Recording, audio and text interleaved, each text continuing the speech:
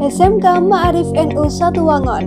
SMK dengan 4 kompetensi keahlian, yaitu akuntansi dan keuangan lembaga, otomatisasi tata kelola perkantoran, farmasi klinis dan komunitas, serta teknik kendaraan ringan otomotif. Dengan sarana dan prasarana yang sangat memadai, diantaranya laboratorium komputer, laboratorium farmasi, bengkel TKRO, perpustakaan yang modern, serta masih banyak lainnya. Terdapat juga beberapa ekstrakurikuler untuk kegiatan para siswa.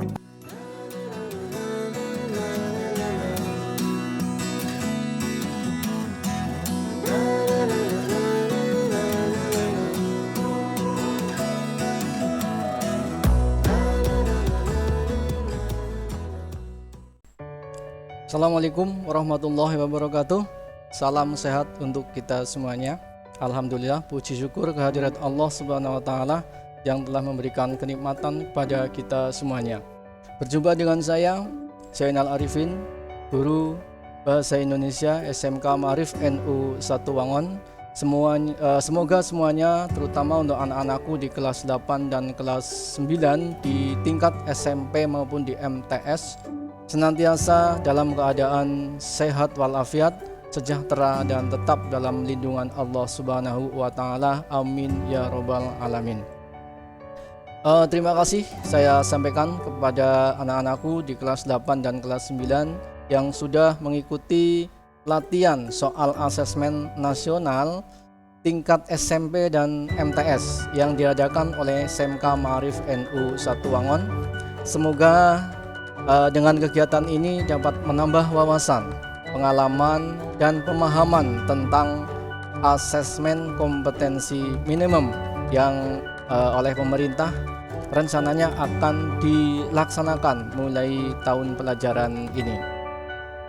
Kegiatan latihan soal asesmen tingkat SMP maupun MTS ini dilaksanakan dengan tujuan agar anak-anak siswa kelas 8 dan kelas 9 khususnya dan kita semuanya mengenal soal-soal asesmen.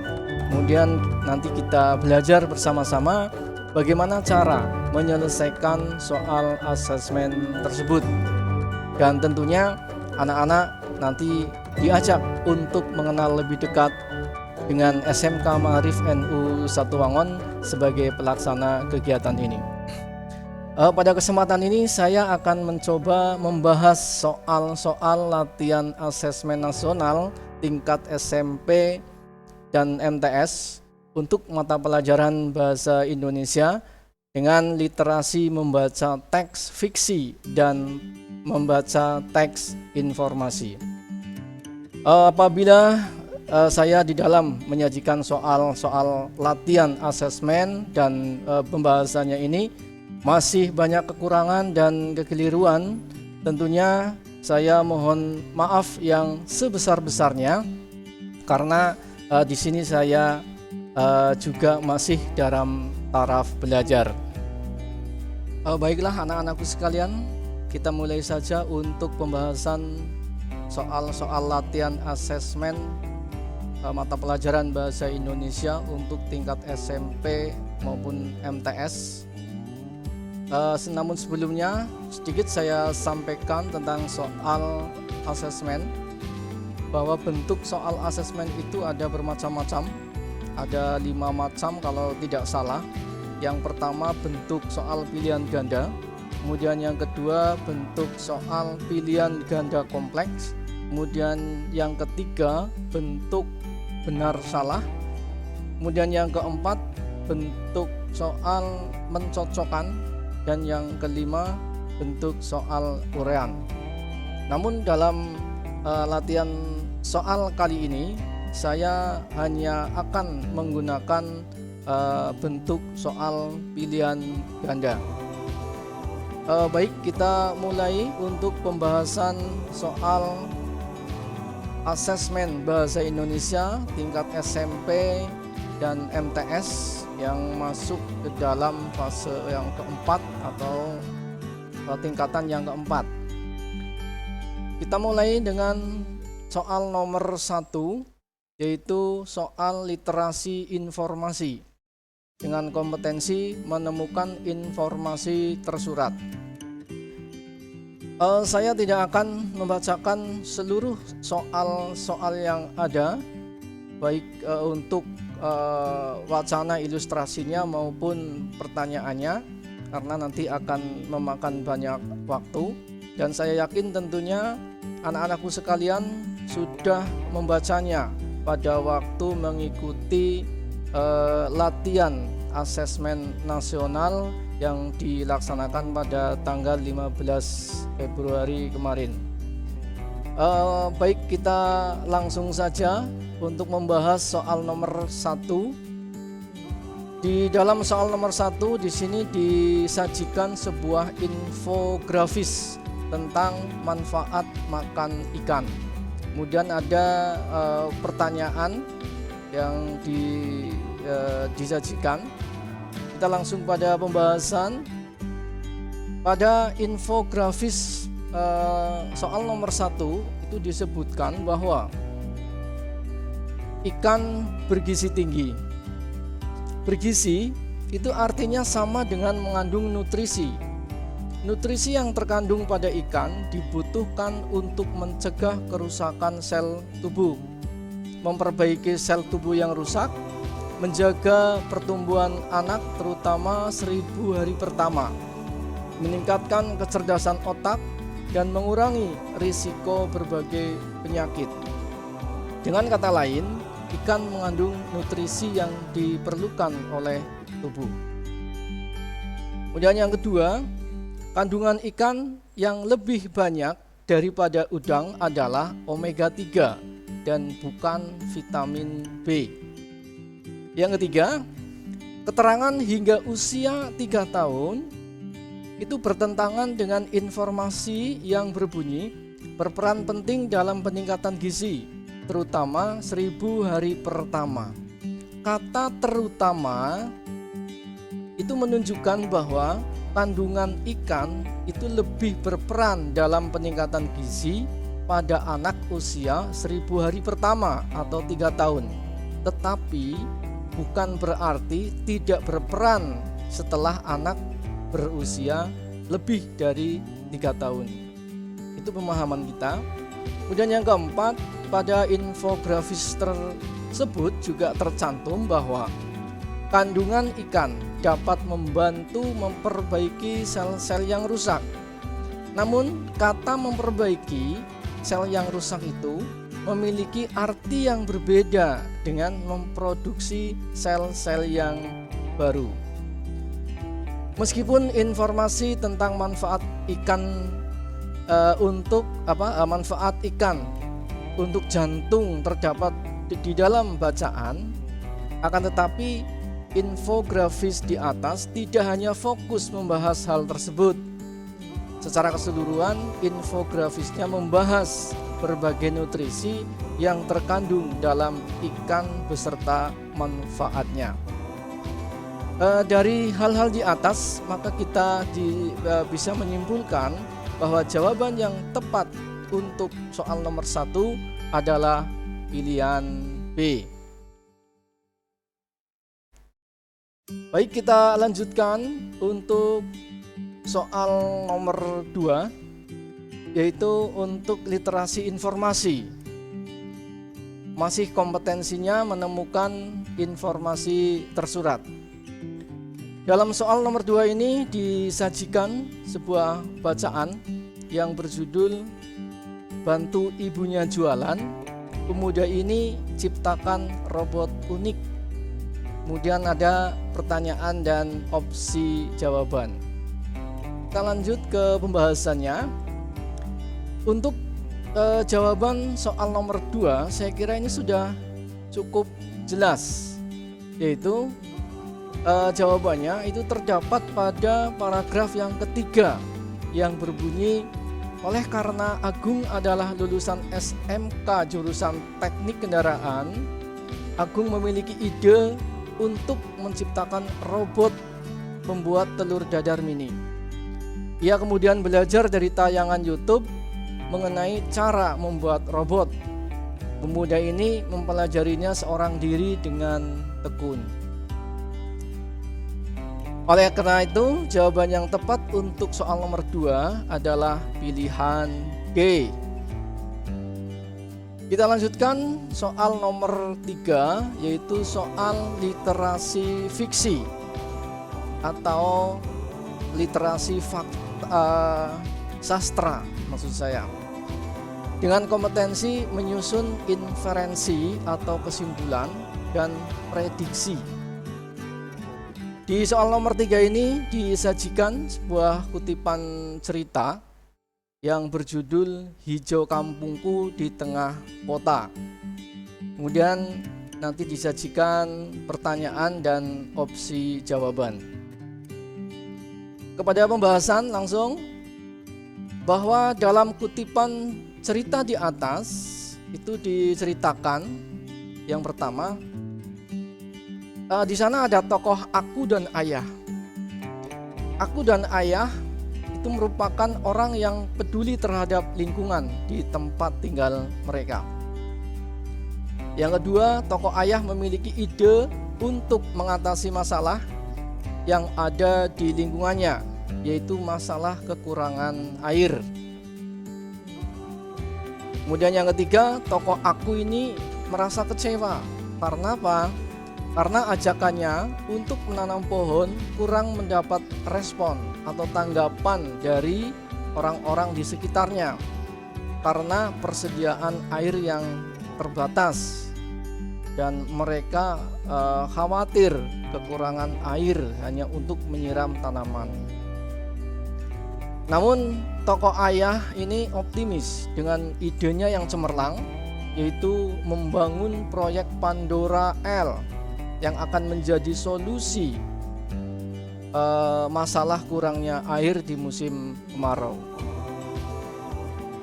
Dari hal-hal di atas dapat dijadikan bukti-bukti yang mendukung untuk membuat kesimpulan dan prediksi bahwa para tetangganya nanti akan setuju untuk menanam belimbing bulu. Karena kekhawatiran kurangnya air di musim kemarau ini akan dapat diatasi dengan adanya proyek pemasangan Pandora. Maka dengan demikian, untuk jawaban yang tepat soal nomor 3 ini adalah pilihan D. Baik anak-anakku sekalian, kita lanjutkan untuk soal nomor 4, yaitu soal literasi informasi. Dengan kompetensi masih menyusun inferensi atau kesimpulan dan prediksi. Di soal ini disajikan sebuah data berupa tabel pengunjung Taman Bunga Cempaka dari bulan Januari sampai bulan Juli. Kemudian ada pertanyaan dan ada opsi jawaban. Kita lanjut ke pembahasannya untuk soal nomor 4. Dalam data di atas disebutkan bahwa pengunjung dari bulan Maret sampai dengan Juli itu tidak selalu mengalami kenaikan. Kadang menurun, kadang naik. Kemudian pengunjung paling banyak itu yang paling banyak datang ke Taman Bunga Cempaka itu pada bulan Januari, bukan Februari. Kemudian pengunjung di bulan Maret itu sebanyak 987 orang. Sedangkan di bulan April sebanyak 342 orang. Jumlah pengunjung di 3 bulan pertama itu mengalami penurunan, yaitu sampai bulan keempat dalam data tabel di atas. Oleh karena itu, dari data-data itu maka dapat disimpulkan bahwa jawaban yang tepat untuk soal nomor 4 ini adalah pilihan C. Anak-anakku sekalian, kita lanjutkan untuk soal nomor 5, yaitu soal literasi fiksi dengan kompetensi menemukan informasi tersurat. Dalam soal nomor 5 ini disajikan sebuah puisi yang berjudul Di Negeri Amplop karya Ahmad Mustafa Bisri atau yang dikenal dengan Gus Mus. Kemudian ada pertanyaan dan opsi jawaban. Pembahasan untuk soal nomor 5. Untuk soal nomor 5 di atas itu menanyakan tentang suasana hati yang tergambar pada puisi yang berjudul Di Negeri Amplop. Untuk menentukan suasana hati penulis, kita harus memahami makna yang terkandung dalam puisi tersebut. Pada puisi di atas terdapat kata amplop. Kata amplop itu digunakan oleh penulis untuk menggambarkan uang. Jadi, lewat puisi tersebut, penulis menggambarkan bagaimana uang digunakan oleh orang-orang yang berkuasa untuk mengendalikan rakyat kecil. Hal ini terlihat dari lirik yang berbunyi amplop penguasa, amplop menguasai penguasa dan mengendalikan orang-orang biasa. Kemudian lirik selanjutnya juga menggambarkan bahwa uang dapat digunakan untuk memudahkan segala hal, sehingga dapat disimpulkan bahwa suasana hati penulis dalam puisi itu adalah sedang marah. Jadi jelas karena yang ditanyakan suasana hati si penulis, maka penulis di sini menggambarkan kemarahannya atas penyalahgunaan uang untuk mencari hal-hal yang ilegal. Oleh sebab itu, maka jawaban yang tepat untuk soal ini adalah pilihan D.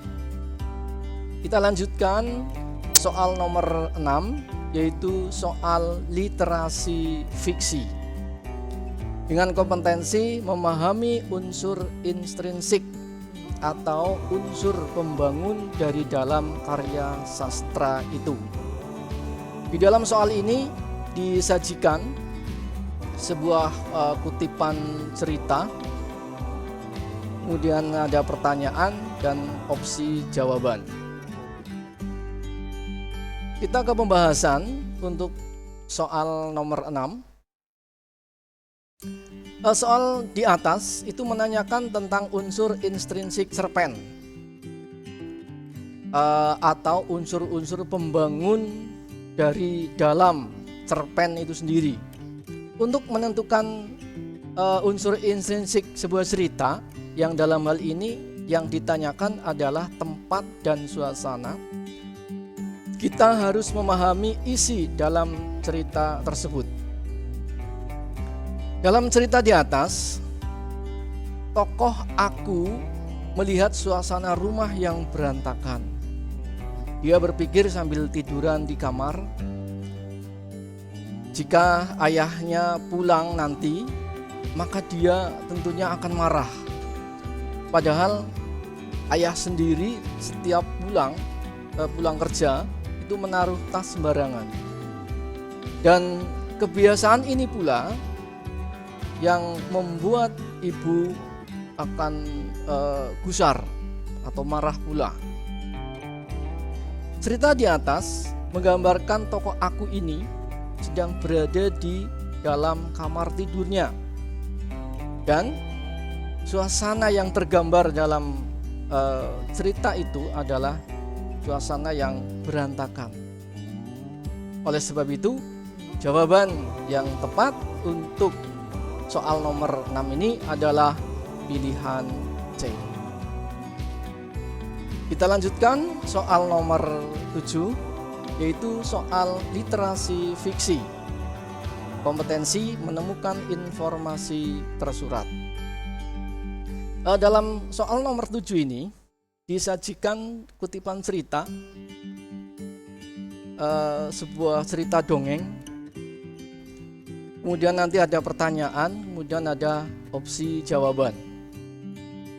Pembahasannya untuk soal nomor 7, dalam kutipan cerita di atas itu diceritakan bahwa seekor singa di dalam hutan itu membuat satu peraturan untuk binatang yang jadi mangsanya itu dilaksanakan atau dilakukan secara giliran setiap hari. Jadi tidak memangsa semua hewan yang datang. Dan jika yang belum gilirannya, maka hewan itu tidak akan dimangsa oleh si singa itu. Kemudian di dalam cerita itu hanya ada satu singa dalam cerita tersebut yang akan memangsa si kelinci. Kemudian singa yang satunya itu hanya fiktif saja yang disampaikan oleh si kelinci. Kemudian kelinci mempunyai ide agar singa sang raja hutan itu tidak memangsanya dan tidak memangsa hewan lain, yaitu dengan menjebaknya agar singa itu terperosok ke dalam sumur dengan membuat cerita fiktif. Singa itu tidak lagi memangsa hewan di hutan karena ia sudah terjebak masuk ke dalam sumur dan tidak bisa keluar, itu atas kecerdikan si kelinci. Oleh sebab itu, untuk soal nomor 7 ini, jawaban yang tepat adalah pilihan C. Kita lanjutkan untuk soal nomor 8, yaitu soal literasi informasi dengan kompetensi meresensi buku. Di dalam soal nomor 8 ini nanti disajikan sebuah teks atau catatan yang tentang resensi sebuah buku. Kemudian ada pertanyaan dan ada pilihan. Kita ke pembahasannya. Untuk struktur teks resensi buku itu ada 4 macam. Yang pertama identitas, yang berisi tentang judul, kemudian pengarang, ada penerbit, tahun terbit, dan lain-lain. Kemudian yang kedua, sinopsis, yang isinya adalah ringkasan cerita. Yang ketiga, orientasi, berisi kelebihan dan kelemahan buku. Dan yang keempat, analisis, isinya adalah unsur-unsur cerita atau intrinsik cerita. Resensi di atas atau catatan resensi di atas itu memuat pada paragraf yang pertama itu berisi sinopsis, ya, ringkasan ceritanya, dan pada paragraf kedua itu berisi kelebihan serta kelemahan buku. Kalimat yang berisi keunggulan buku itu dapat dilihat pada paragraf kedua, khususnya pada kalimat yang pertama. Kalimat yang berisi keunggulan buku dapat dilihat pada paragraf yang kedua, khususnya pada kalimat yang pertama yang berbunyi, buku ini mampu memberikan informasi tentang sumber nilai dan cara memperoleh nilai tersebut. Karena pada dasarnya pendidikan tidak dapat dipisahkan dengan nilai. Oleh sebab itu jawaban yang tepat untuk soal nomor 7 ini adalah pilihan C. Nomor 8 maksudnya. Kita lanjutkan untuk soal nomor 9 adalah soal literasi teks fiksi atau sastra dengan kompetensi menemukan informasi tersurat. Pada soal ini disajikan sebuah puisi yang berjudul Perempuan-Perempuan Perkasa. Kemudian ada pertanyaan dan ada opsi. Pembahasannya, dalam puisi tersebut, puisi yang berjudul Perempuan-Perempuan Perkasa, pada bait pertama itu disebutkan ke stasiun kereta mereka datang dari bukit-bukit desa. Ke stasiun kereta. Kemudian pada bait kedua disebutkan mereka merebut hidup di pasar-pasar kota. Hidup di pasar-pasar kota. Kata ke stasiun dan merebut hidup di pasar-pasar kota itu menunjukkan kemana tujuan perempuan-perempuan yang turun dari bukit desa dalam puisi di atas. Sehingga jawabannya sudah jelas. Jawaban yang tepat untuk soal ini adalah pilihan A. Kita lanjutkan untuk nomor 10, nomor yang terakhir, yaitu soal literasi teks informasi dengan kompetensi memahami fakta dan opini. Di dalam soal ini ditampilkan sebuah catatan atau wacana yang berjudul ironi konsumsi ikan di Indonesia, kenapa? Kemudian ada pertanyaan, kemudian ada opsi jawaban. Kita langsung ke pembahasannya. Untuk menjawab soal di atas, kita harus memahami perbedaan antara fakta dan opini terlebih dahulu. Ya, kita belajar sedikit tentang perbedaan antara fakta dan opini. Fakta itu memiliki ciri. Yang pertama, memiliki data yang akurat, yang pasti. Data yang pasti. Kemudian yang kedua, bersifat objektif. Dan ciri yang ketiga, benar-benar terjadi. Itu untuk ciri fakta. Kemudian ciri dari opini, yang pertama mengandung pendapat pribadi, ada kepentingan pribadi di sana. Kemudian yang kedua bersifat subjektif. Kemudian yang ketiga memiliki data yang bersifat relatif atau berubah-ubah. Jika diterapkan untuk soal nomor 10 di atas, pilihan A itu memiliki data yang akurat karena datanya sudah pasti, bukan perkiraan. Kemudian pilihan B itu bersifat subjektif, mengandung kepentingan, ya, ada kepentingan pribadi. Pilihan C bersifat objektif. Objektif ini sesuai keadaan yang sebenarnya dan benar-benar terjadi. Sedangkan untuk pilihan D ini memiliki data yang akurat, datanya sudah pasti. Sehingga kita menyimpulkan bahwa untuk jawaban yang tepat untuk soal nomor 10 ini adalah pilihan B. Demikian anak-anakku sekalian, terutama untuk kelas 8 dan kelas 9 di tingkat SMP dan MTS. Sudah selesai untuk pembahasan soal-soal latihan asesmen yang diadakan oleh SMK Ma'arif NU 1 Wangon. Mudah-mudahan bermanfaat, ya. Mohon maaf jika ada kesalahan, kekurangan dan kekeliruan. Sekian dan terima kasih untuk semuanya. Jangan lupa selalu lakukan 5M, memakai masker, cuci tangan, menjaga jarak, menjauhi kerumunan dan mengurangi mobilitas. Sekian, terima kasih. Salam sejahtera dan salam sehat untuk kita semuanya. Wassalamualaikum warahmatullahi wabarakatuh.